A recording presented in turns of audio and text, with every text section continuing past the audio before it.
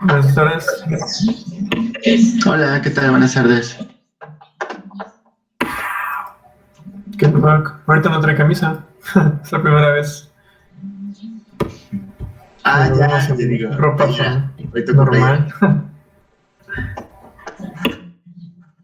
Sí, es que, pues bueno, donde yo estoy, ahorita está haciendo como calor, entonces ahora sí, para variar un poquito, ¿no? También. Bueno, voy a empezar a poner la presentación.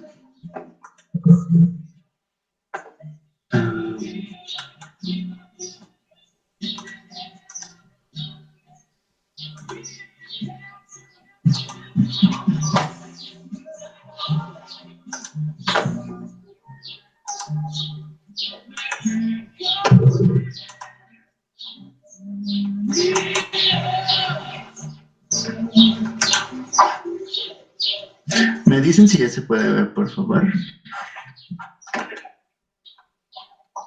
Ya se ve, profe. Muy bien, gracias. Vamos a tener que ir viendo algunos aspectos que van a complementar el uso de las insulinas, pero también de cierta manera nos van a ayudar a entender por qué tenemos que tomar como punto de partida el fundamento fisiológico que tiene normalmente la insulina en todos nosotros. Ya habíamos comentado que la insulina, como un conocimiento así de estos que yo luego les digo así, play school, nos dicen que se trata de una hormona que busca regular las concentraciones de las células en función de los azúcares que reciben. Habíamos planteado particularmente que pues todo nuestro organismo, y esto también es otro planteamiento así fundamental, requiere de azúcares pues para su sostenimiento en diferentes sentidos, ¿no? Metabólicos, energéticos, de poder en este caso también almacenar ese recurso energético y emprender toda una secuencia, ¿no? De actividades. Están viendo ustedes que en particular para el caso del uso de la insulina, se comentan aquí esto que llamamos perfiles de actividad. Hemos hasta este punto escuchado ya en algunas otras sesiones algunos aspectos sobre el valor que tiene la insulina en las personas que viven con diabetes y que no necesariamente todas las personas que viven con diabetes tipo 2 la requieren. Y también hemos escuchado que las personas que la reciben o que se les prescribe, luego nos dicen, porque a veces conocemos alguna, que fuera de las incomodidades que representa la administración de la insulina, tiene como una duración o se tiene que administrar cierto número de veces en el día. En algún momento se desarrolló la insulina inhalada, que ven ahí en una de estas líneas, y se habló mucho de la ventaja que esto puede representar. Desafortunadamente, el costo elevado que tuvo el desarrollo tecnológico de esta manera, pues la limitó, pero además no alcanzó, digamos, a tener una vigencia en las poblaciones a nivel mundial, porque la posibilidad de distribución, aunado a la distribución que se tenía de cierta manera en la región intranasal, pues era limitada y esto hacía que no necesariamente pudiera tener un uso exitoso en todos los casos. Así que como que fue como un auge, pero su desarrollo todavía en términos de innovación continúa, pero pues no ha sido afortunadamente algo que ya se ha podido consolidar, ¿no? Como tal. Y resaltar aquí, por ejemplo, en esta pues, pequeña escala que vemos aquí, el rango de horas, ¿no? O sea, hablamos de la duración de la acción de una insulina, considerando pues que pues, el paciente o la persona que vive con diabetes va a tener ciertos horarios en donde se encuentre más su actividad, en donde pues esté expuesto a su alimentación por el propio ciclo circadiano que tenemos horarios de alimentación, y entenderíamos que nuestra insulina va, digamos, a tener su actividad cuando vamos principalmente a requerir del ingreso exógeno de azúcares o del bolo alimenticio ya como tal. Entonces, ven allí que aparece como la línea más oscura o negra, la insulina pues, normal, ¿no? Entonces, esta insulina, este pico de insulina tendría que ser el que normalmente tiene que anticipar, digámoslo de esa manera, al ingreso de nuestros alimentos. Esto significa que, siendo ahorita, por poner el ejemplo, ¿no? El mediodía, y conforme nos acercamos al fin de la clase, de la 1:30, y suponiendo que ustedes estén comiendo entre 1:30, 2:30, por allí, este pico entonces empezaría en todos nosotros a subir en la insulina, porque de acuerdo a lo mejor a nuestro horario que tenemos así muy, muy finito de nuestros alimentos, se está anticipando a la llegada, ¿no? De ese bolo alimenticio y requiere de estar listo para favorecer el ingreso de los azúcares a nuestras células. Si vamos siguiendo ahí la cuestión.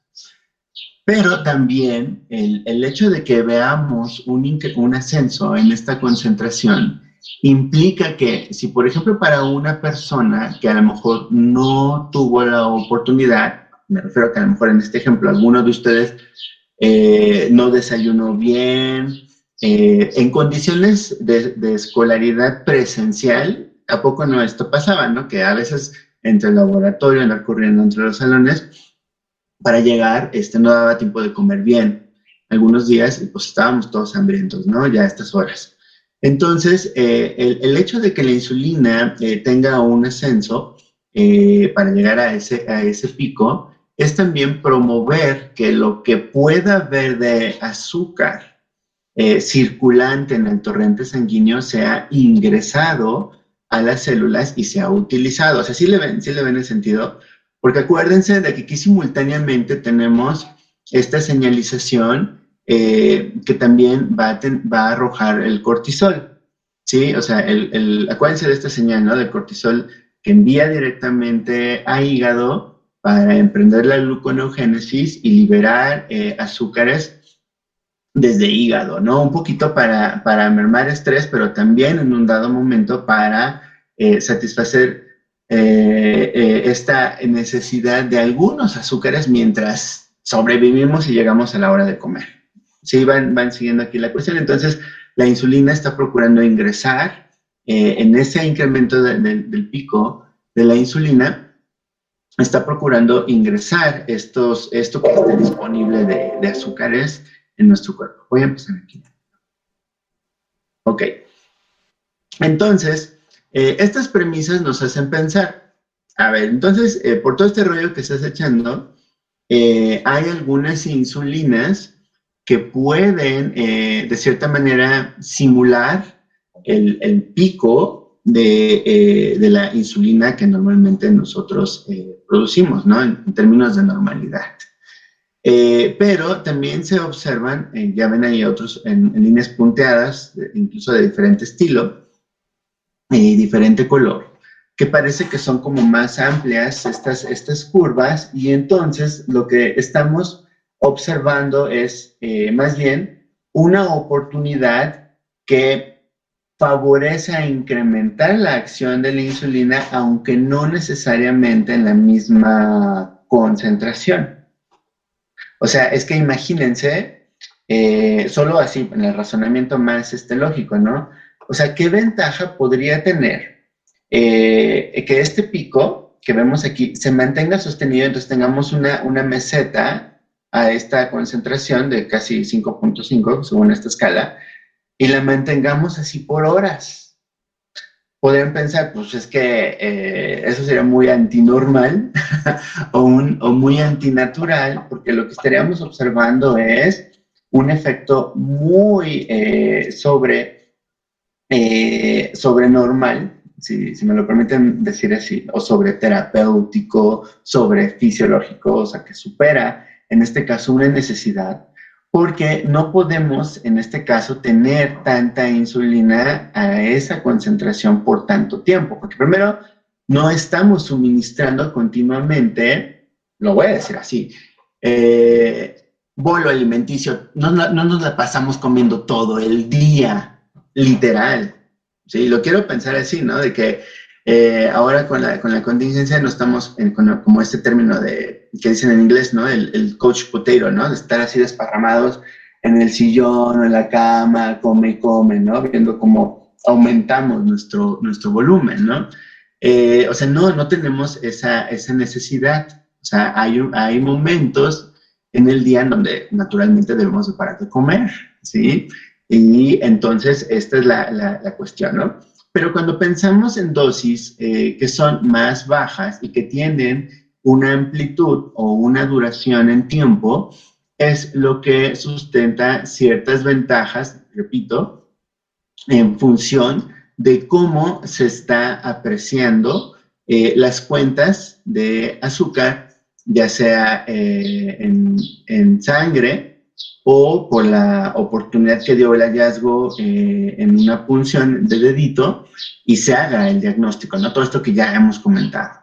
Entonces, ese perfil clínico con el cual se hace el diagnóstico es lo que puede validar la necesidad de emprender la insulinización, ¿sale? Pues yo quiero preguntar aquí si vamos entendiendo entonces esta cuestión y si tienen hasta este punto, lo que he comentado, si tienen alguna pregunta o comentario.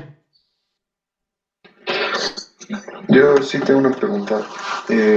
Justo ahorita que estábamos hablando de esas formas farmacéuticas como la insulina inhalada, también me pregunté si ya existía un parche de insulina y encontré que sí. De hecho, por lo que veo, justo este mismo año salieron unos parches inteligentes de insulina. ¿Esos sí tienen buenos resultados, o sea, al menos mejores que la inhalada? Sí, hay una ventaja en el desarrollo de los parches, sobre todo para estas insulinas que vemos aquí, las de larga duración. Hay oportunidad de que en el parche se puedan impregnar estas insulinas que se van a ir liberando lentamente. Entonces, esto tiene una premisa un tanto similar como algunos productos hormonales que también se pueden otorgar de forma de parche o a través de un parche. Y esto, sobre todo para ciertos perfiles clínicos de pacientes que ameriten o que sea una ventaja clínica utilizar este tipo de insulinas de larga duración, principalmente. ¿Por qué esta cuestión? Porque el parche, por el propio fenómeno de absorción que va a otorgar por el contacto con la piel y todo, o sea, es sostenido y relativamente lento.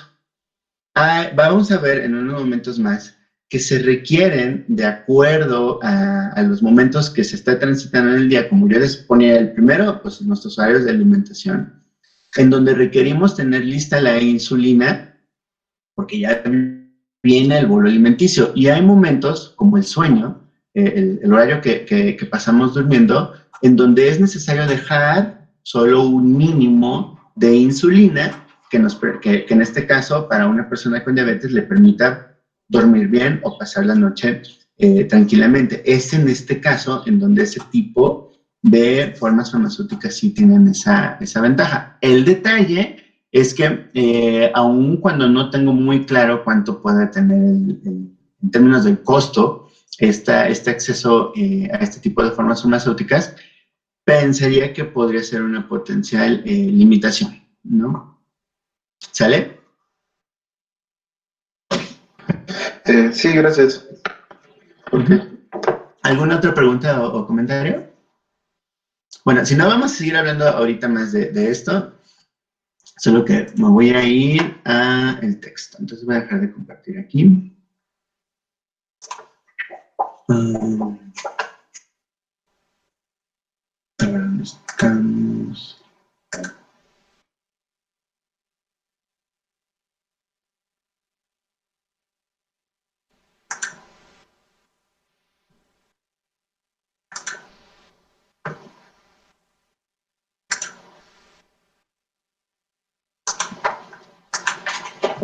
Muy bien.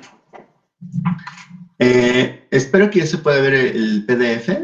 ¿Me dicen, por favor?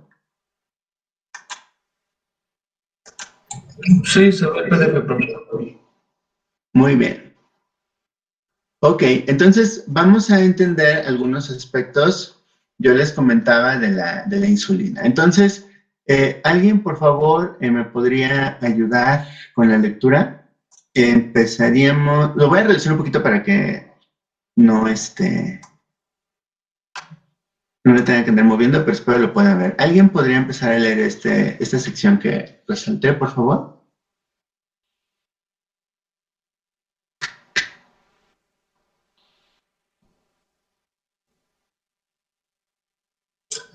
Ah, la insulina es un polipéptido de 51 aminoácidos, ah, 5,8 kilodaltons, sintetizados preferentemente por células beta del páncreas.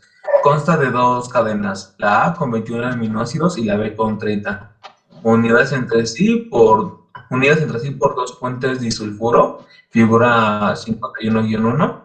La cadena tiene además otro puente disulfuro entre los aminoácidos 6 y 11, aunque inicialmente se pensó que las dos cadenas se sintetizaban de manera separada y después se combinaban. Ambas cadenas provienen de un precursor de la proinsulina, en la que las cadenas A y B están conectadas entre sí por dos pares de aminoácidos básicos y por otro péptido, el C, que une la terminación carboxi del péptido B con la terminación amino de la. La proinsulina a su vez deriva de la preproinsulina, un péptido de 11,5 kilodalton, cuyo gen se encuentra en el brazo corto del cromosoma 11. La proinsulina es procesada inicialmente en el aparato de Golgi y almacenada en gránulos donde se hidroliza en insulina y péptido C, siendo degradadas cantidades Segregada. segregadas, perdón. Es que no me carga bien, se ve un poco borroso. Cantidades equinomolares de ambos péptidos. También son segregadas pequeñas cantidades de proinsulinas cuyas acciones biológicas son mal conocidas. El péptido B parece metabólicamente inactivo. La insulina de los gránulos está almacenada en forma de cristal, de forma que están unidas dos átomos de zinc con 6 moléculas de insulina. Muy bien, gracias. Ahora, tenemos aquí, creo que como uno de los aspectos que ya habíamos anticipado o que a lo mejor ustedes ya también sabían, es que la insulina se trata de una sustancia que también va a estar contenida en gránulos o va a ser almacenada normalmente en sacos o gránulos en el páncreas, en las células beta. Entonces, hablamos aquí de que existe cierta especialización en este tejido pancreático muy particular, muy único, y que entonces esto nos lleva a pensar lo siguiente. Fíjense, yo empecé mi rollo en la diapositiva diciendo que prácticamente todos los linajes celulares en nuestros cuerpos necesitan azúcares. Por lo tanto, las células beta pancreáticas necesitan de azúcares. Está como que, o sea, sí, o sea, obvio, ¿no? El asunto es que imagínense la alta exposición que podemos asumir que tienen las personas que viven con diabetes a azúcares desde sus células beta pancreáticas. O sea, si nosotros de por sí ya, nosotros que nos presumimos sanos,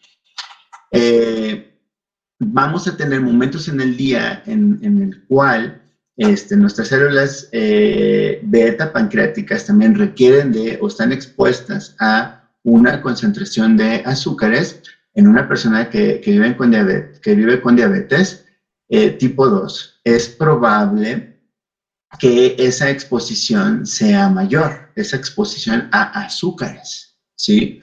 Por lo tanto, esto seguramente va a tener un rol en el proceso que normalmente tendría de regulación de azúcares y de liberación de insulina por ocasión de tener pues ya el diagnóstico de la enfermedad de la diabetes tipo 2. Hay que tener eso presente, ¿sí? Entonces aquí le voy a dar un poquito de zoom para que alguien más me ayude con la lectura de este otro texto. De aquí.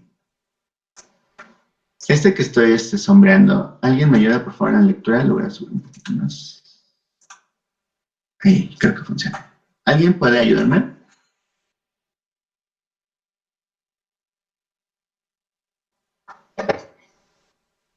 Sí, la liberación de insulina en el páncreas está sometida a múltiples factores de regulación, químicos, nerviosos y hormonales. Pero como es lógico, son las modificaciones de los principales sustratos energéticos, la glucosa, los aminoácidos, los ácidos grasos libres y los cuerpos cetónicos, los que inducen modificaciones inmediatas en la respuesta. El factor clave en el proceso de secreción de insulina es la existencia de unos canales específicos de potasio, que son activados por ATP. Normalmente, a las concentraciones usuales de ATP, estos canales están abiertos y contribuyen de forma sustancial a mantener el potencial de membrana en reposo de las células beta. Cuando el nivel de glucosa aumenta y penetra en la célula beta a través del transportador GLUT2 y es metabolizada a glucosa 6-fosfato por la glucosinasa, cuyo gen es regulado por la insulina, aumentan posteriormente los metabolitos y en consecuencia el nivel intracelular de ATP. Este aumento de ATP inhibe el canal de potasio sensible a ATP de la subfamilia KIR62. Sí. KIR62. Y la salida de este ion, con lo que la célula beta sufre una despolarización que activa los canales de calcio, voltaje dependientes, penetra calcio y desencadena los clásicos procesos calcio dependientes que terminan por favorecer la liberación de los gránulos de insulina, activación de fosfolipasa A, 2, formación de IP3 y diglicerol, etc. La glucosa en altas concentraciones sensibiliza a la célula de manera que facilita una mayor secreción de insulina provocada por otros estímulos. Ok. La verdad es que este texto es muy clarito. O sea, no sé ustedes, pero o sea, si se lo ponen a pensar o lo ven en su mente, o sea, estamos entendiendo que estas células beta pancreáticas, o sea, tienen, en este caso, canales de potasio que dependen de ATP, o son sensibles a la concentración de ATP.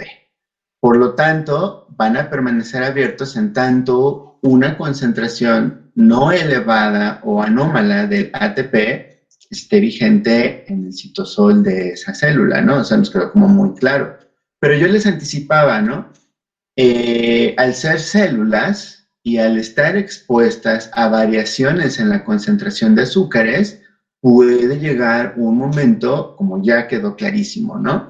De que se empiece a incrementar esta cuenta de ATP y genere el cierre de dicho canal de potasio, ¿sí? Entonces, ya teníamos de por sí ya una historia en conocer que ciertas líneas celulares en órganos o en sistemas son sensibles a variaciones en las concentraciones de electrolitos. Esta no es la excepción.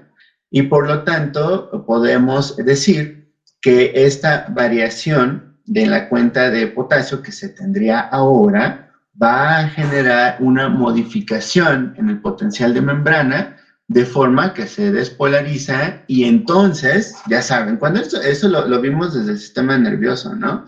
O sea, tenemos oportunidad de regular un ion, pero va a haber otro que seguramente va a tener que compensar o descompensarse según sea el caso.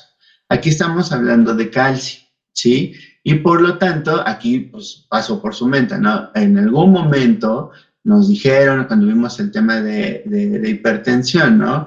Que existen canales de calcio que son voltaje dependientes o sensibles a potenciales eléctricos, se acuerdan que había una subclasificación, y que esto, dependiendo del sitio, a nosotros nos interesaba en el miocardio su comprensión, y en el tejido liso, como puede ser también el pancreático, pues seguramente van a tener, en este caso, una respuesta en consecuencia, ¿no? Y que es el favorecer dice allí, ¿no? Los clásicos procesos dependientes de calcio que facilitan, en este caso, el proceso de exocitosis de estos sacos o gránulos que contienen la insulina, ¿sí?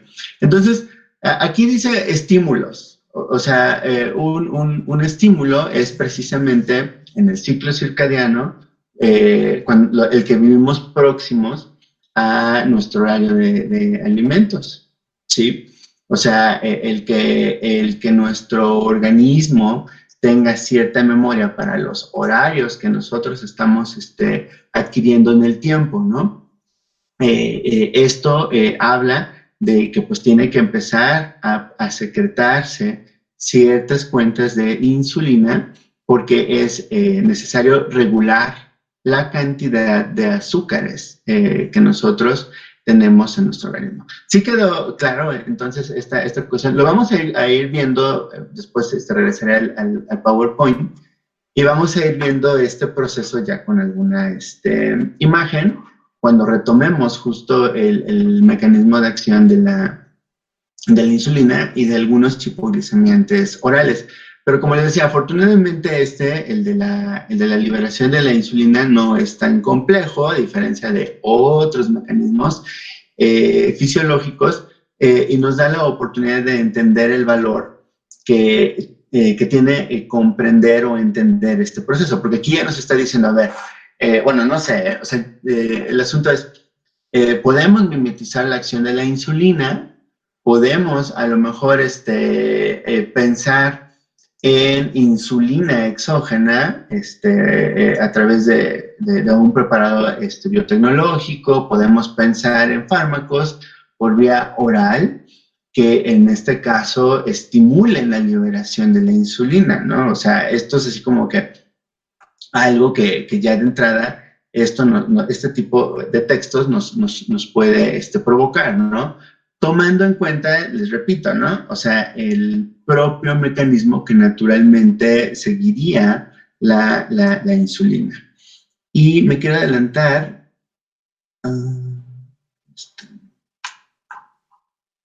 Aquí. A esta tabla. Hemos nosotros dicho o verbalizado que todas las personas en general, ante una deficiencia de azúcares, pueden tener ciertos signos y síntomas que podrían apuntar a este fenómeno de la hipoglicemia.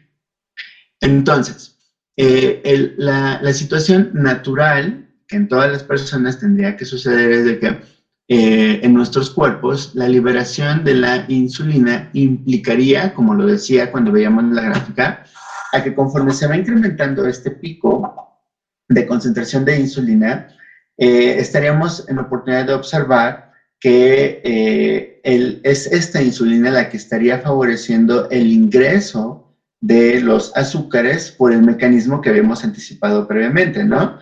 Que se acuerdan que lo vimos en una figura la sesión pasada.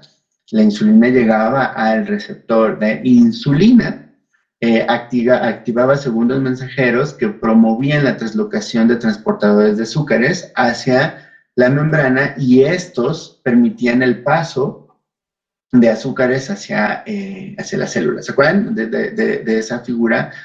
Bueno, pues esto es tan eficiente que en el día a día, o sea, esto va a suceder momentos antes de que nosotros consumamos nuestros alimentos, ¿sí? El detalle es que cuando no comemos a nuestra hora, entonces es posible que, dependiendo de la sensibilidad o el umbral de sensibilidad que podamos tener como personas, estos signos y síntomas pueden tener una vigencia o duración o una intensidad diferente, ¿sí?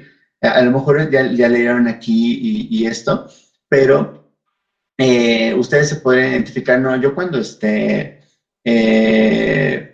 no he comido a mis horas, me siento así, hasta que casi me dan las convulsiones, o empiezo a alucinar, o empiezo a decir cosas raras, me duele mucho en la cabeza, siento que el corazón me palpita, y evidentemente tengo mucha hambre, ¿sí? O sea, tenemos este tipo de datos clínicos que podemos considerar como algunas alertas de que ya la insulina está haciendo su trabajo, el cortisol ya hizo lo suyo, pero no fue suficiente esa cantidad de azúcares que nos brindó a través de la glucogénesis.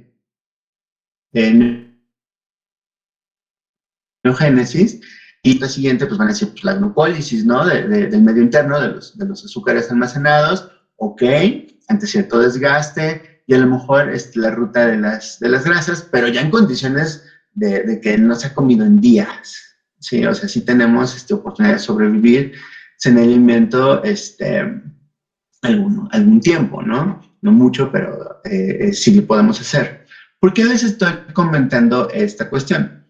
Porque partiendo de la premisa que yo les decía, la natural, la que vivimos nosotros en una condición de salud, ahora pensemos en el caso de que se tiene que proveer, yo les decía, de manera suplementaria o exógena, insulina o medicamentos por otra ruta, otra vía de administración, que vengan, en este caso, a mimetizar la acción de insulina o a favorecer el uso de ese recurso, la insulina. Es posible que las personas estén expuestas a este fenómeno de hipoglicemia. Por lo tanto, tenemos aquí otro de estos efectos secundarios, yo les decía, de ese tipo paradójico, como el que yo les comentaba. Bueno, no está referida a esa clasificación, pero algunos le llaman así, ¿no? Paradójicos. O sea, ¿se acuerdan que lo vimos con el caso de los antihipertensivos? Pues uno de los principales efectos secundarios que había que vigilar era la hipotensión. En el caso del tratamiento farmacológico para la diabetes mellitus es el caso de la hipoglicemia. Tenemos que estar muy pendientes del monitoreo de estos signos o síntomas, porque nos están hablando de que es necesario hacer un ajuste en la dosificación. En general, como también pueden ustedes anticipar, se trata de efectos secundarios de tipo A, o sea, son dosis dependientes. Hay que estar con comunicación o en seguimiento, pues idealmente con un servicio farmacéutico para estos pacientes, ¿no?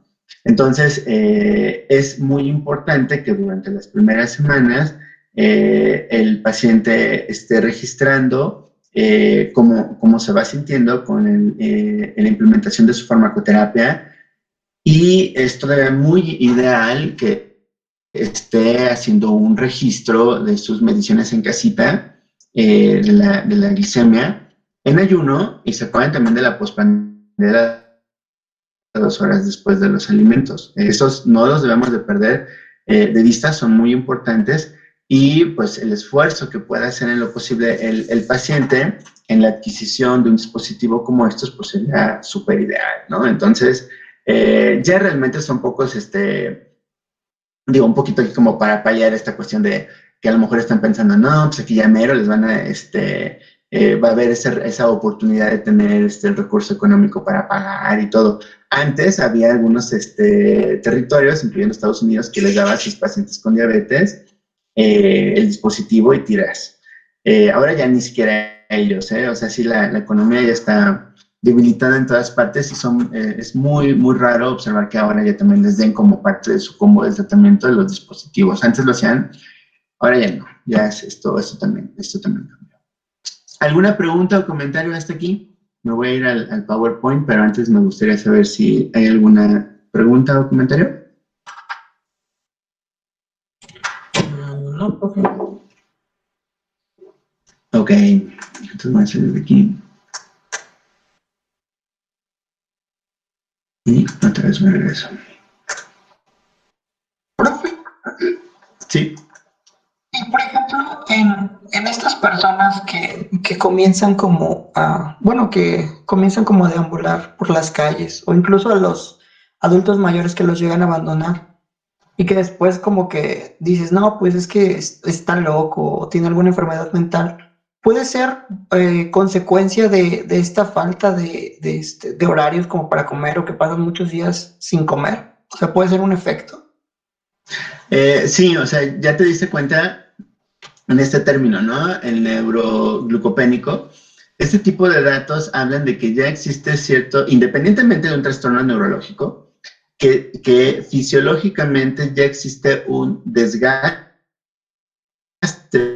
por el propio fenómeno de la diabetes a nivel de la neurona, particularmente sobre la mielina que recubre estos famosos nódulos de Ramberg, ¿se acuerdan?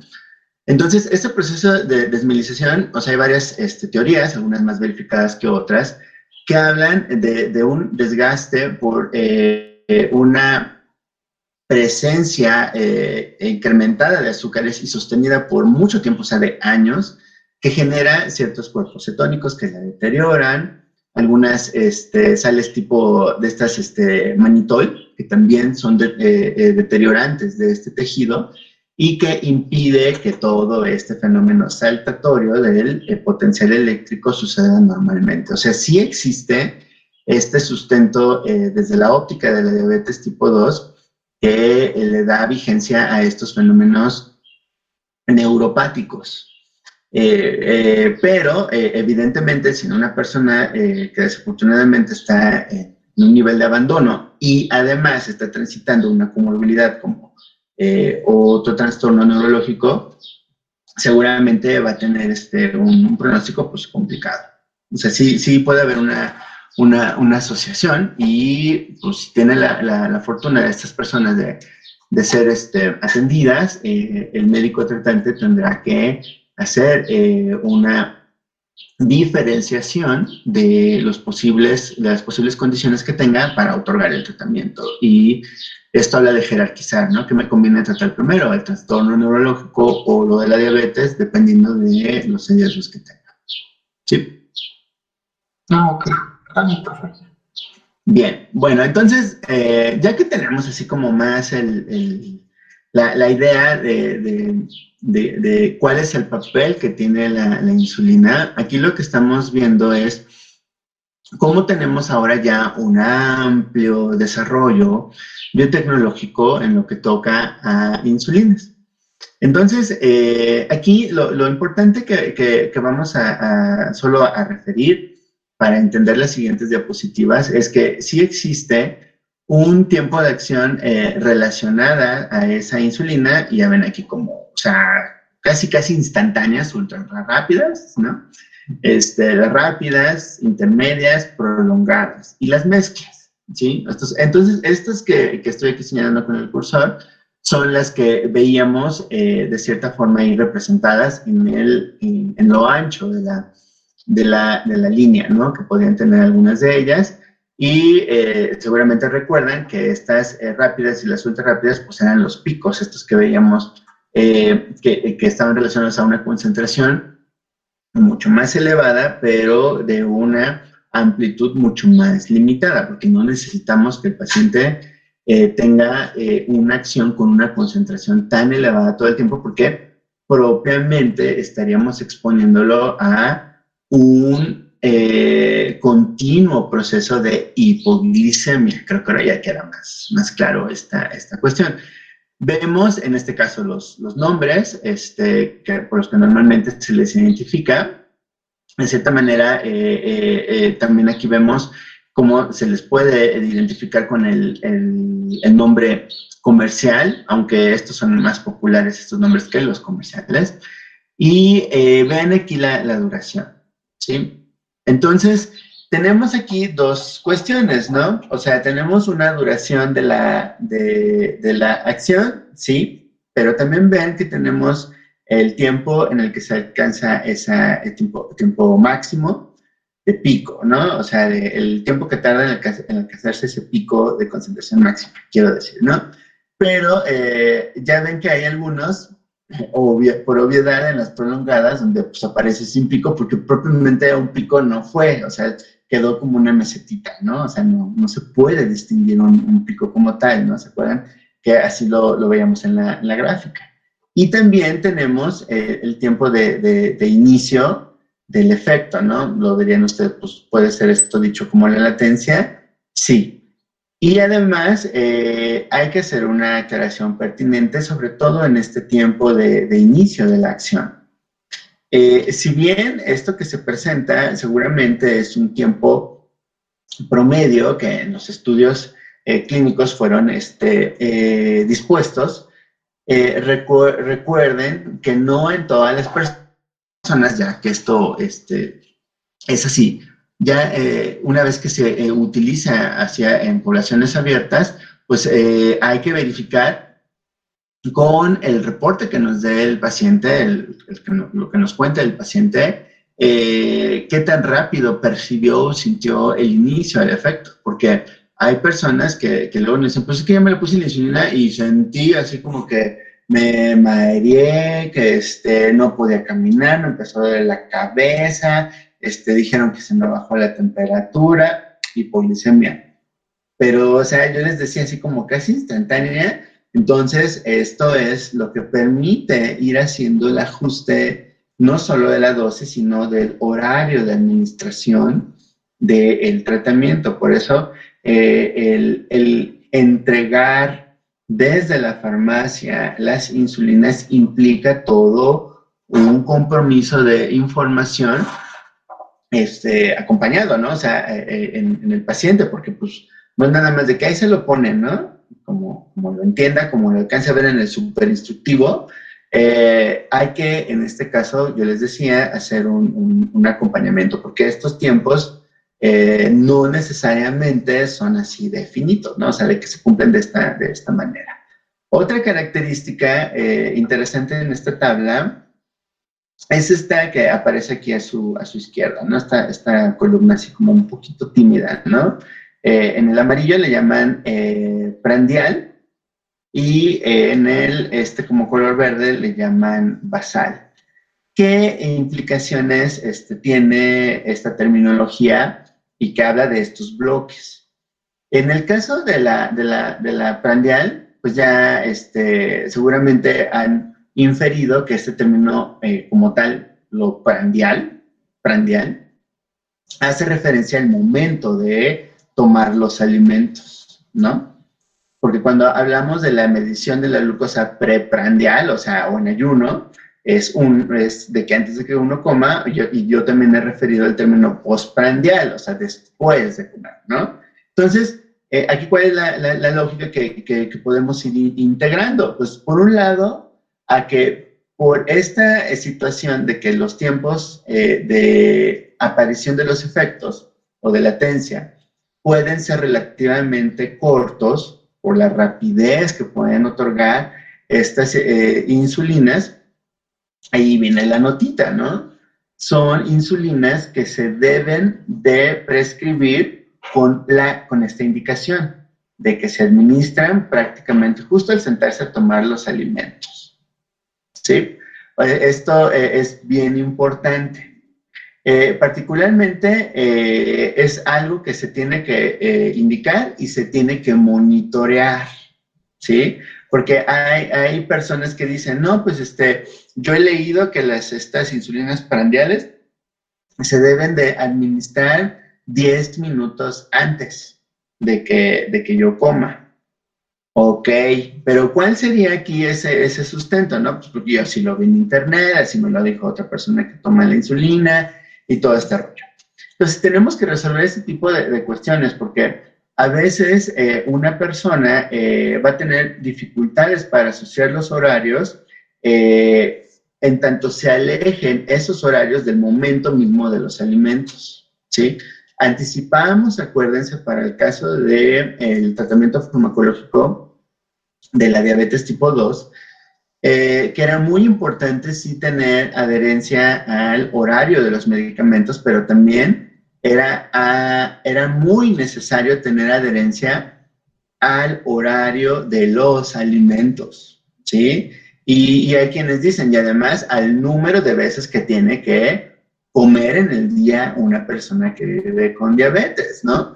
Entonces, o sea, esto como que representa alguna implicación. O sea, imagínense, no, pues en la mañana una persona, me voy a regresar aquí al poquito, ahora lo vamos a entender más, ¿no? Nos vamos a esta insulina rápida, ¿no? Y está prescrita para este horario de la mañana. Entonces, si por alguna razón esta persona regresa a su trabajo presencial, ya tenía todo esto controladito en su casa porque estuvo haciendo home office y esto, y ahora empieza a descontrolarse de tal manera que me inyecto antes de irme a mi casa, de irme de mi casa y en lo que llego al trabajo, almuerzo. Imagínense, ¿no? Si eso le toma más de media hora, para cuando llegue a su trabajo va a llegar todo hipoglicemiado. Bueno, con datos de hipoglicemia. Y entonces, pues va a decir, chala, esta insulina ya me está cayendo mal, ya no me sirve. O sea, es esta cuestión. O sea, conviene más asociar el uso, o en este caso la administración de este tipo de insulinas para cuando pues ya me estoy sentando a comer o que me la administro y empiezo a comer. Y ya me dijo el nutriólogo, y usted va a comer en un tiempo adecuado, o sea, no coma con prisa, ¿sí? O sea, coma lento, mastique bien sus alimentos, todo este rollo, para que usted aproveche adecuadamente los nutrientes, ¿no? Lo que en general nos dicen a todos. Pero creo que ya van viendo en este caso la importancia que tiene el tener este tipo de acompañamiento en términos de educación sanitaria a estas personas que tienen que suministrarse la insulina. Si lo hicieran 10 o 15 minutos antes y no sé, se distraen porque me llamaron por teléfono, tuve que salir a ayudar a no sé quién, hubo simulacro, híjoles, entonces ahí tenemos riesgos, ¿no? Entonces ahí tenemos esta cuestión, ¿no? En el caso de las basales, que son, me regreso aquí a la gráfica, serían como estas de amplitud más larga en tiempo, más estas dos últimas, que prácticamente están otorgando, algunos clínicos dicen, ¿no? Como este respaldo, el backup, de que va a haber durante un buen tiempo una insulina que se encuentra en el torrente sanguíneo ayudando a promover el ingreso de azúcares independientemente del momento del día del que se trate. O sea, porque si la persona, si lo vemos aquí, esta escala de tiempo, ¿no? Si esta persona almuerza a las 9 de la mañana y hace su comida a las 3 de la tarde y hace una merienda a las 9 de la noche, así muy burdo, el asunto es que va a tener una insulina vigente, basal, que le respalde, que de cierta manera ayude a facilitar ese ingreso. Sí, va viendo esta cuestión.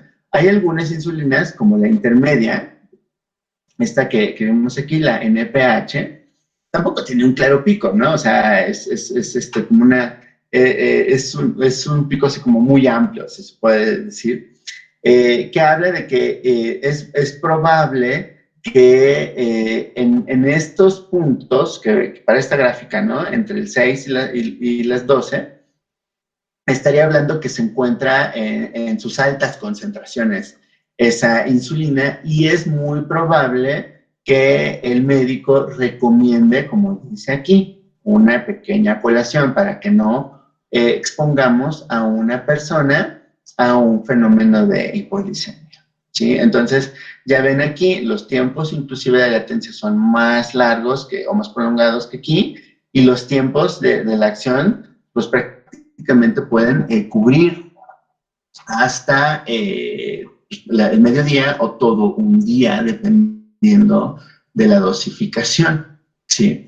Entonces, yo quisiera saber si vamos quedando claros entonces en este tipo de insulinas y cómo podemos visualizar su potencial uso. ¿Sí vamos bien? ¿O tienen alguna pregunta o comentario?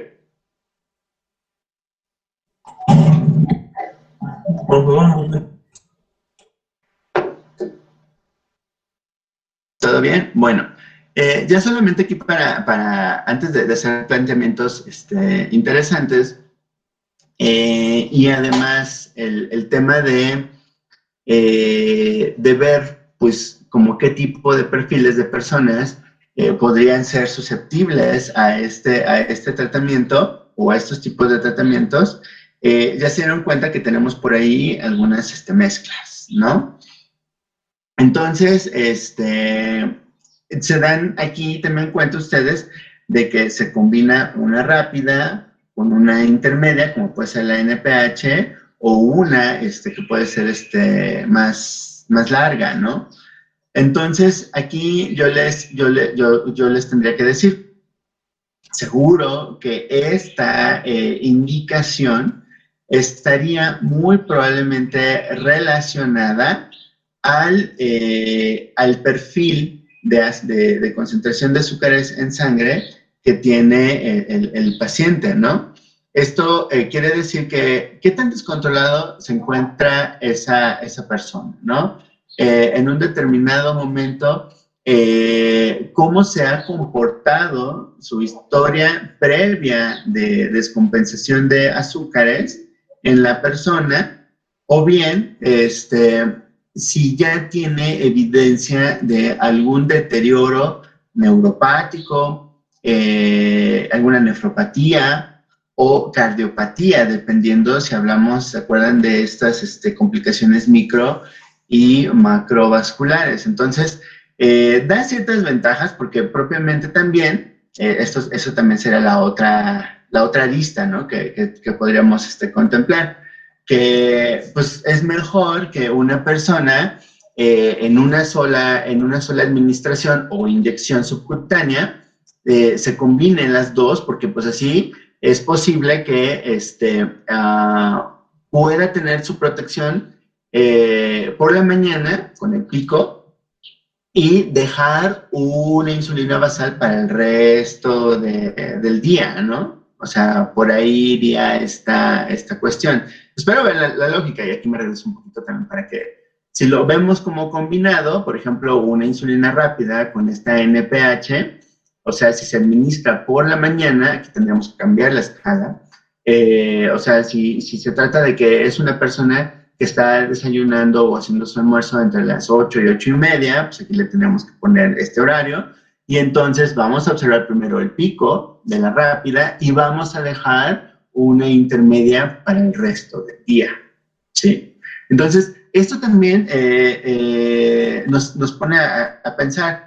El prescriptor tiene que conocer cómo se está dando el proceso de alimentación en esa persona.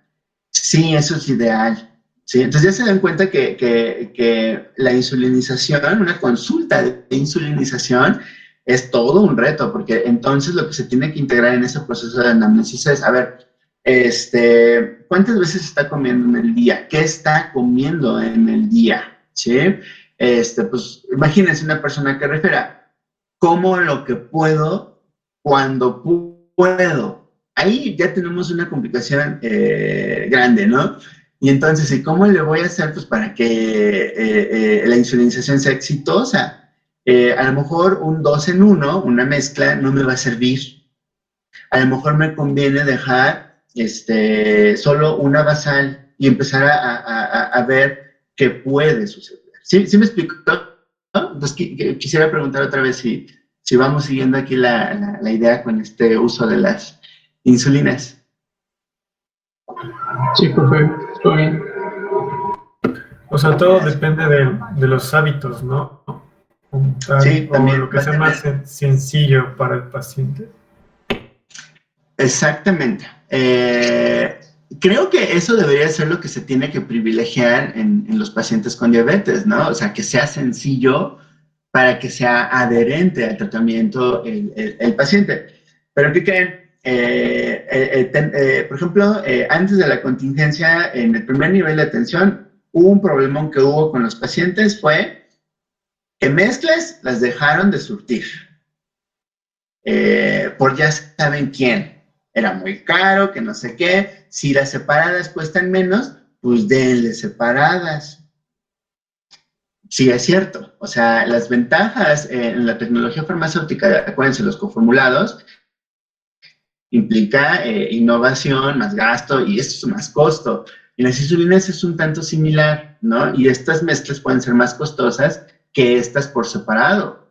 Y entonces hubo ajustes en los cuadros básicos y ¿qué creen? Dejaron de surtir en algunos sitios mezclas para empezar a devolverse a que, pues, mire, paciente, señora, señor, es lo mismo, pero por separado, y en lugar de un piquete, ahora son dos. ¿Pero qué pasó? Que no sé qué.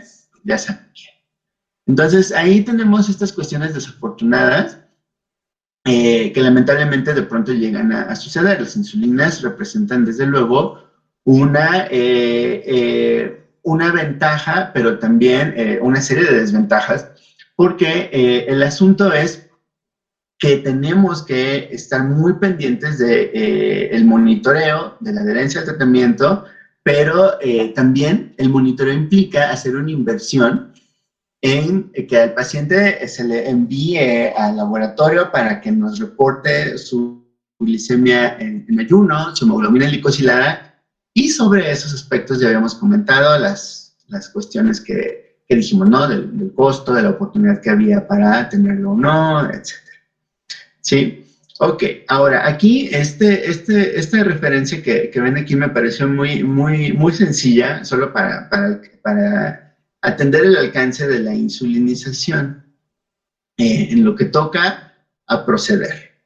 Ya creo que va quedando claro que la insulinización tiende a darse sobre todo cuando en la duración o vigencia del tiempo de evolución de la enfermedad misma, frecuentemente relacionado al desarrollo ya de un deterioro fisiológico, como algunas de las complicaciones micro-macrovasculares, son las que enfilan a un paciente al proceso de la insulinización, ¿sí? Entonces, ahí ya tenemos esa premisa. Pero ven aquí lo interesante, ¿no? Existen ya documentos consensuados como que sigue muy vigente en el tiempo, siempre y cuando exista la posibilidad de asegurar este monitoreo. Si no, o sea, propiamente el asunto es mejor váyase a su guía regional y entonces pues haga lo que esté en sus posibilidades de hacer. ¿Por qué?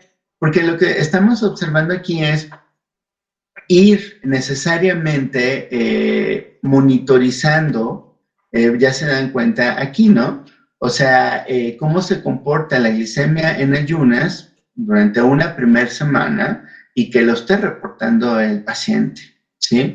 Esto le llaman, por ejemplo, el proceso de titular la dosis, es decir, de alcanzar por la observación del comportamiento de los valores en ayuno, si la insulina ya alcanzó o está siendo adecuada en concentración porque está nivelando, sin dar bajones, el proceso ya de la insulina como tal, ¿no? De favorecer el ingreso de los azúcares y todo esto.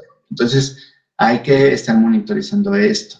De lo contrario, entonces, es irse a la vieja confiable, ¿no? A la guía clínica en todo caso, si el paciente es así, así, así, y hay en su farmacia de esta insulina, entonces vaya con esta cuestión. Para pacientes que no tienen obesidad, puede arrancar con 0.1 unidades por kilogramo. Es más, ustedes pueden hacer ahorita ya mismo el ejercicio, ¿no? Considerando su peso, si en un dado momento tuvieran que requerir insulina, que ojalá no, y qué cantidad. Bueno, pues esa, sobre todo, se utiliza para prescripciones en donde se recomiende iniciar con una insulina basal, ¿sí? Entonces, ¿de qué va a depender, por ejemplo, el hecho de que si se administra cuando me levanto o cuando me voy a dormir? Ah, pues ahí hay varias cuestiones, ya vieron uno de estos puntos, ¿no? Si se sabe que la persona que va a empezar la insulinización con una basal, es decir, de larga duración o intermedia, más la de larga duración que la intermedia, el paciente, si no se reporta diciéndonos, ¿qué cree? Me la puse en la noche y tuve pesadillas, he estado teniendo pesadillas, pero así muchas. Hasta tengo hasta dolor de cabeza, no puedo dormir, quiere decir que está bajando demasiada la cantidad de azúcar durante el horario del sueño. Entonces, si estamos sospechando de hipoglicemia, pues es mejor trasladar la administración de la basal al inicio del día, ¿sí? Para que se pueda controlar, pues ya despabilar a la persona, pues los posibles efectos hipoglicemiantes, ¿no? Esto pues, se resuelve ya tomando su desayuno, a lo mejor de acuerdo y ajustado a la recomendación del nutriólogo, media porción de pan, una porción de algún tipo de fruta que sea adecuada para el paciente, etcétera, ¿sí? Entonces, en general, la apuesta clínica, si se puede decir así, es iniciar en este margen. ¿Alguien hizo su cálculo con base a 0.1 o 0.2? ¿Cuánto le salió? No lo hicieron.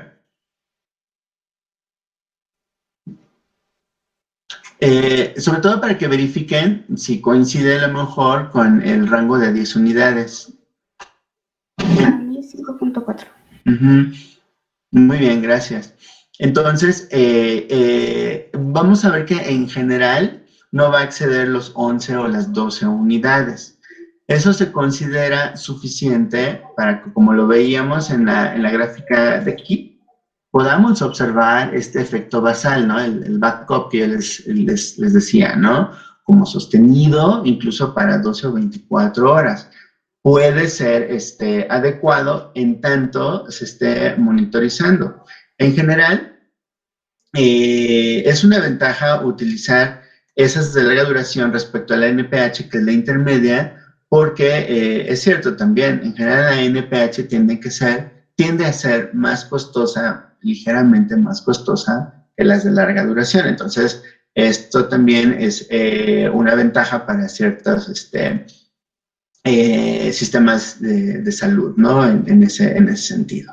El punto, como les decía, es monitorizar. Está aquí diciendo, la primera semana es necesario dejar de ver a los pacientes que se están insulinizando, para que tranquilamente pasen directo con su médico tratante y todo este rollo. Ya quiero ver que el sistema de salud funcione así. Es desafortunado porque, pues, váyase a hacer la fila para que la reciba su doctor, ¿no? Y es complicado, ¿no? Estas cuestiones. De ahí las ventajas de los servicios farmacéuticos, quienes tienen mejor posibilidad de hacer este monitoreo, ¿no? Hay aplicaciones que en otros territorios recomiendan que los pacientes utilicen para que vayan haciendo el registro, el farmacéutico o el médico tratante recibe la información y está monitorizando, ¿no? Y está en mejor posibilidad también de hacer algún ajuste en la dosificación o hacer una recomendación para poder paliar estos fenómenos de hipoglicemia, ¿no? Entonces, va a tomar cierto tiempo, sea, se recomienda a lo mejor una semana, en otras personas puede tomar más. Es importante hacer ver que al paciente que a lo mejor no queremos necesariamente que tengamos una recomposición o una renivelación, mejor dicho, una renivelación rápida de sus valores de glicemia. Porque imagínense, si encontramos a una persona que inicia su tratamiento con valores por medio de 200 miligramos por decilitro y esperamos que al día siguiente ya esté en 70, es muy probable que esa persona lo logre, pero con hipoglicemia. Y entonces, esto no puede ser algo que normalice. No podemos decir al paciente, es normal, usted aguántese con el dolor de cabeza y todo este rollo. No. O sea, queremos, yo les decía, como hace rato, ¿no? Tenemos que privilegiar la adherencia porque si no el paciente se va a desanimar fácilmente y entonces abandonar la insulina va a ser más probable y no queremos que eso suceda, ¿no? Entonces, por ahí es importante tener esta cuestión. Otra alternativa que es muy común observar, ya decíamos este rango de las unidades de hasta 12, particularmente en aquellos pacientes que no tienen tan descompensada el azúcar y que no sean tan susceptibles al proceso de la hipoglicemia nocturna, ¿no? O sea, si en los primeros días el paciente no nos está refiriendo que duerme mal, o su calidad de sueño se deteriora, al acostarse e insulinizarse con una basal es suficiente. Tenemos aquí un nuevo rango, un poquito más, ya con una centésima diferente o agregada, y se dan cuenta, la de 0.15, que también puede funcionar. ¿Por qué se plantea estos criterios que yo estoy poniendo aquí? Porque desde el punto de vista endocrinológico, se ha visto que son los necesarios o deberían de ser como los limítrofes, sin necesidad de alcanzar, como anteriormente se hacía, estoy hablando como antes más bien en el siglo pasado, en el cual incluso las dosificaciones iban más bien como entre 15, tendían a ser promediadas entre 15 y 20 unidades para la insulinización basal. Y la premisa era, pues mira, si con este rango, que yo les digo era más alto, empiezas a notar hipoglicemia, entonces le vas bajando a la dosis. Entonces es así como, pues no tenemos que exponer al paciente a esos datos de hipoglicemia y mejor arrancamos con dosis que son suficientes y que todavía podrían ajustarse si fuera el caso, ¿no? O sea, se puede disminuir. Y todavía más, o sea, de anticipado les diría, podemos tener combinaciones de insulina con medicamentos que se toman por vía oral. Entonces, esta ya plantea otra posibilidad en el abordaje, dependiendo de la necesidad que pueda tener el paciente, ¿no? Nuevamente aquí esto va a ser mucho importante, ¿no? Estos también son elementos que es importante no dejar de otorgar al inicio de la insulinización, es decir, el que se le otorgue información al paciente sobre la técnica de administración de la insulina, sobre todo si la vamos a asociar a horarios de alimentos. O sea, aquí, por ejemplo, esta insulina soluble, que son las insulinas rápidas o ultra rápidas, están asociadas a los picos de hiperglicemia propios del consumo del bolo alimenticio que ya les decíamos, ¿no? Que a lo mejor vamos a tener en el día a día por ocasión de desayunar, comer, cenar o merendar, como ustedes lo visualizan, ¿no? Entonces, aquí lo que vemos en esta representación, por ejemplo, cómo podríamos esperar cierta cobertura en algunos casos que se otorguen por ejemplo, de una insulina rápida, que es la amarilla, o una insulina intermedia como la NPH que veíamos, ¿no? Entonces, aquí hay que tener presente esto. La persona que va a insulinizarse con una insulina rápida de una sola vez al día tendría que precisarse más hacia el horario matutino, porque se supondría que puede ser el momento en el que haya una mayor ingesta de hidratos de carbono, ¿no? De comida. Como tal es la tendencia que se sigue y se verifica por el interrogatorio que se hace el médico al paciente, ¿sí? Pacientes que digan, no, pues es que yo de por sí almuerzo muy bien, está guisado, y en la comida, pues ni se diga. Yo ahí sí me echo mi guisado, me echo mis 10 tortillitas y todavía le entro al postre. Entonces aquí la cosa es, a ver, independientemente de nutrición, es probable que esta insulina rápida se tenga que suministrar tanto en el desayuno como en la comida. ¿Sí? Entonces ya no es de una sola vez al día. Entonces ya van viendo aquí de qué dependería de esta cuestión. O sea, son 2 piquetes de insulina rápida, ¿no? En algunos casos, ¿no?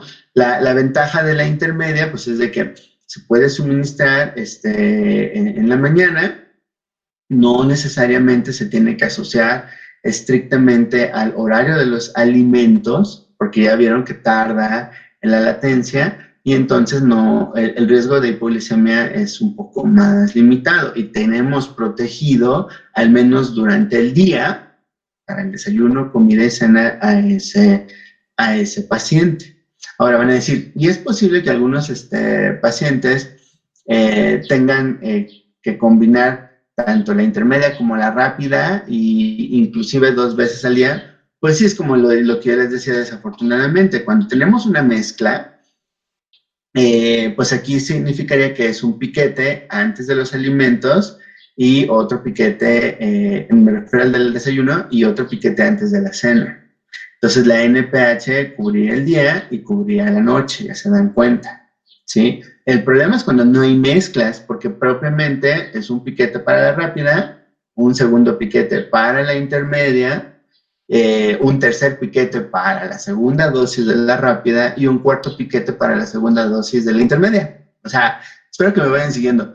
Pues es un tormento, ¿no? Para los pacientes cuando no hay mezclas, ¿sí? Entonces aquí es hacer mucho este acompañamiento otra vez, ¿no? Educar al paciente, platicar con él y decir, bueno, si nivelamos, si mejoramos la alimentación, si hacemos menos entre comidas, si ajustamos un horario más fijo para los alimentos y la calidad de la alimentación, como lo dijo el nutriólogo, es muy probable que su médico a lo mejor transite de una insulina intermedia, como la NPH, a una basal.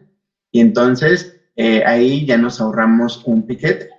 ¿Sí? Si empezamos a ver a lo mejor en 6 meses que la glicemia de 2 horas después ya empieza a alcanzar las metas por debajo de 180 miligramos, eso es algo que tenemos que comentar después, entonces a lo mejor solo vamos a pensar en un solo piquete de la rápida y a ver en qué horario conviene más, si hacia la noche o hacia la noche. Sí queda claro entonces esta otra percepción que hay que tomar en cuenta para la implementación de la insulina, ¿no? O sea, de cómo se van encontrando estas cantidades de azúcares en base a esta descompensación que a lo mejor tiene el paciente propiamente por la cantidad de alimentos que consume, los horarios que puede tener. Sí queda claro que esto también influye. Yo creo que esto va a ser parte de los otros factores que condicionan el éxito de la insulinización. O sea, sí queremos que la insulina sea vista como un elemento que puede hacer que una persona viva muy bien y por mucho tiempo, y no que sea visto como el último recurso que le queda a una persona con diabetes. No. más bien que es algo que ya representa una ventaja clínica importante, ¿no? En las personas. Y que, pues además, no tendríamos que descuidar esos factores que representa el propio paciente en lo que toca a sus hábitos, a sus estilos de vida, y más los que podemos ver aquí, ¿no? Que propiamente están más relacionados a la administración de lo que es la insulina y la propia insulina. O sea, hablamos del pH, de la concentración, de la actividad física. O sea, que es muy común que hay muchos pacientes que empiezan ya a transitar exitosamente la actividad física y comentan, salgo a correr a las 6:30 de la mañana y la insulina me toca a las 7. O sea, hago mi media hora de ejercicio y llegando a casa me inyecto. ¿Es bueno o es malo? ¿No? Entonces hay que decirle, no, tiene que nivelarse un poquito porque ahorita viene de un desgaste en donde ya ocupó energía, ¿no? Entonces, si metemos la insulina y si es rápida, definitivamente no. Si es una intermedia o es una lenta, entonces es muy probable que no haya ningún problema. Entonces, tenemos que preguntarle al paciente, depende de la actividad física y depende del tipo de insulina, ¿no? Entonces, ahí tendríamos que ver esta cuestión, ¿no? La temperatura evidentemente alude a la conservación de la insulina en casa. Esto es también importante explicarlo con los usuarios, sobre todo pues, para que la tengan adecuadamente almacenada, que revisen la vigencia de sus envases, etcétera. Si no existe algún factor confusor, como puede ser el consumo de medicamentos que esté modificando las concentraciones de la glicemia y no nos permita monitorizar adecuadamente el desarrollo, ¿no? El control que queremos ver de la glicemia, ¿no? Entonces podemos ser engañados por el uso de medicamentos, puede ser algún antihipertensivo, ¿se acuerdan? Como el propanolol, que puede dar lata también, ¿no? Entonces ahí habría que ver esta cuestión. La técnica de la administración, aquí ya lo ven en ese tercer punto, y en esto también de acá de los factores que favorecen o no la absorción de la insulina, o sea, que el paciente tenga claro la técnica, ¿no? Y ahí también el médico, el farmacéutico puede apoyar en este proceso de educación para que sea exitoso, ¿no? Que vemos aquí es una de de estos pens o plumas. Vieron en la tablita que venían así referidos, ¿no? Que es un vial o puede estar dispuesto en una pluma de estas que pueden precargarse así para que en el día se utilicen tantas veces, etcétera, sin que le esté midiendo el paciente y que se pase, que sí mida adecuadamente en la jeringa. Estas son muy ventajosas en ese sentido, pero son costosas, así que estas no las vemos en el ISSSTE, en el IMSS. Estas sí son las de difícil acceso, pero es importante también tener presente en las personas que tienen ya mucho tiempo la evolución de la enfermedad o del tratamiento, estos factores que vemos aquí, ¿no? A veces estas premisas que implica el uso de la insulina en las personas pues puede causar rechazo, incluso hasta por el mismo equipo, ¿no? Así como yo no quiero tener problemas con mi paciente, que me esté aquí diciendo cosas porque le molesta, así que era la idea del uso de la insulina, pues mejor yo ni la ocupo. O yo no quiero meterme en broncas de que un día hay y luego no hay, porque el paciente me viene y me reclama a mí, no va y le reclaman a ya saben quién, ¿no? Entonces, ese es el asunto, ¿no? Que sí existe este tipo de cuestiones. Los pacientes deben de tener muy claro cuáles son las metas que se persiguen por la insulinización, deben de resolver dudas, incluso dudas o temores o preocupaciones en salud que estén directamente relacionadas, ¿no? O sea, esto, por ejemplo, de los mitos y toda esta cuestión. En algunos pacientes hay clínicos que dicen esto, pues no necesariamente la insulinización es una urgencia. Es importante educar primero al paciente y alistarlo al proceso de la insulinización. Esto es deseable porque esto permite aclarar en cierto tiempo dudas, paliar ciertos temores, favorecer que las condiciones para que se haga el automonitoreo de los niveles de azúcar sean los adecuados. Mire, sí quiero ver esto de la insulinización, pero voy a ver si mis hijos me apoyan con el aparatito y una vez que lo tenga, pues ya empezamos, porque pues, yo no quiero estar, me da miedo que no esté checándome, como usted dice, y algo pase o resulte mal con la insulinización. Entonces, ok, podemos esperar un poco y comentarlo desde luego con el médico, ¿no? Entonces, esto es importante. Falla educativa se refiere a que a lo mejor no se provió adecuadamente o no se otorgó adecuadamente de la técnica de administración de la insulina. Nunca se le explicó que el paciente debe derrotar los sitios de administración de la insulina. Ya se le hizo un callo, ¿no? Ya se le inflamó allí, ya tiene eritema. O alguna otra cuestión, porque pues propiamente el paciente, es que ahí en ese mismo puntito siempre le pongo, es bien doloroso y no, o sea, tiene que, ahí hablamos de una falla educativa, ¿no?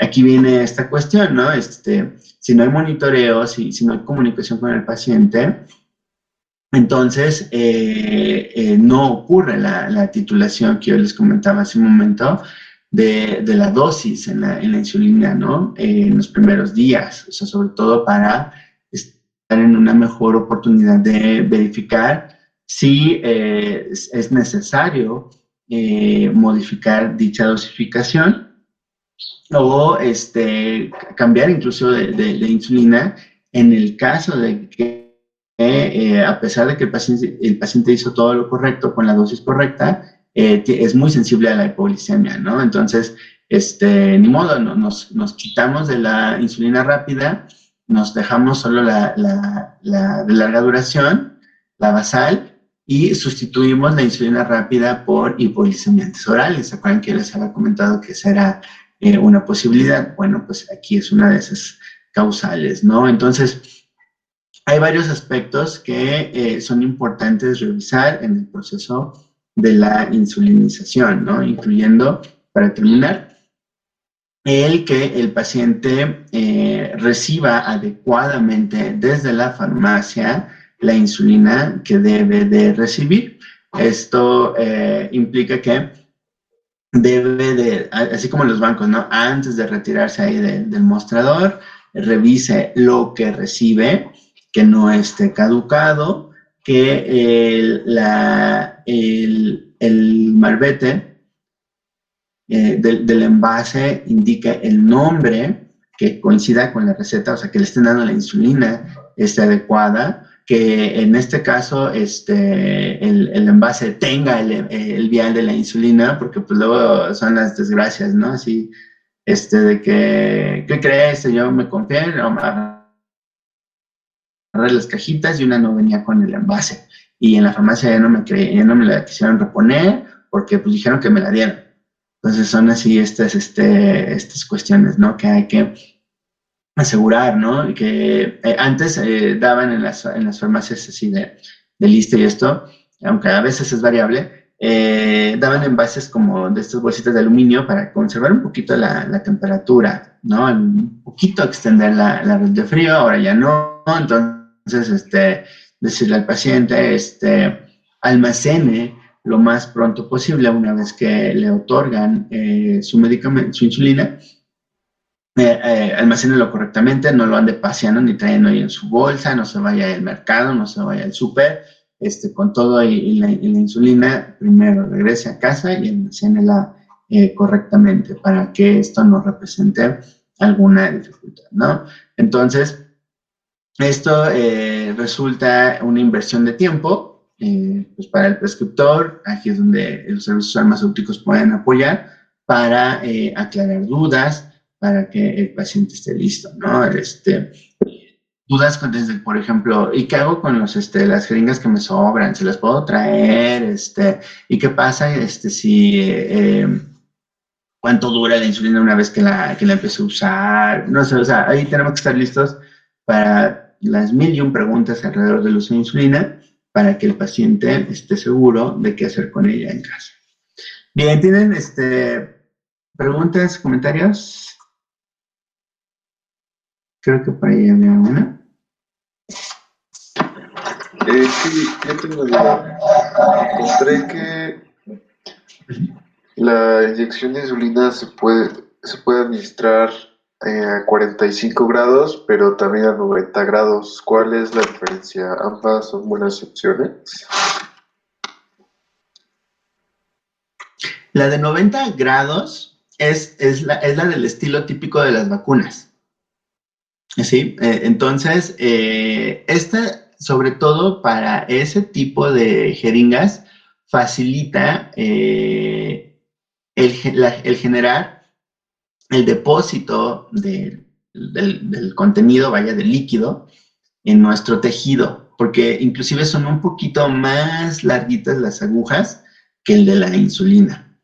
Es suficiente el ángulo de los 45 grados, considerando que se hace el pellizco correcto, ¿sí? O sea, si vemos aquí como en esta figura que se va a hacer como apretón del tejido para que alcance aquí a superar en ese ángulo de 45 grados la aguja, este tejido dérmico y llegue a más intra, se haga el depósito allí de la insulina y se empiece a perfundir. Entonces, es adecuado en los 45 grados en tanto este pellizco sea el correcto, ¿no? O sea, porque por ejemplo, nos lo ponen en dos formas, ¿no? Este que ven aquí tiene el tejido que puede ser como muscular y que altamente puede estar irrigado por algunas terminales nerviosas. Estrictamente hablando, sí funciona el que se deposite la insulina, pero va a doler más a que si solo agarramos este tejido que es más el de la superficie, que incluye incluso un poco más de grasa, pero aún así es adecuado para depositar la insulina, va a perfundir y va a funcionar. Se considera que este es más correcto por la situación de que va a generar menos dolor principalmente. Pero aún así, luego las personas lo hacen, agarran parejo y se dan el buen pellizco, y en tanto esté en los 45 grados, es exitoso.